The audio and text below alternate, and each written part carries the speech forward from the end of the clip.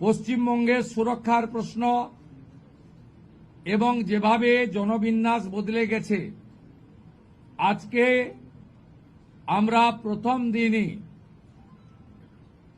আমরা কেন্দ্রীয় স্বরাষ্ট্র দপ্তর তথা বিএসএফ এর সীমান্ত সুরক্ষিত করার জন্য জমি ট্রান্সফার প্রক্রিয়া আমরা আজকে অনুমোদন দিলাম এবং আজ থেকেই ল্যান্ড ট্রান্সফার প্রক্রিয়া শুরু হবে। ভূমি ও রাজস্ব সচিব তাকে এবং মুখ্য সচিবকে দায়িত্ব দেওয়া হলো ৪৫ দিনের মধ্যে বিএসএফ এর প্রয়োজনীয় জমি হস্তান্তর সম্পূর্ণ করতে হবে, যা আমাদের কেন্দ্রীয় স্বরাষ্ট্রমন্ত্রী নির্বাচনের আগেই বলেছিলেন।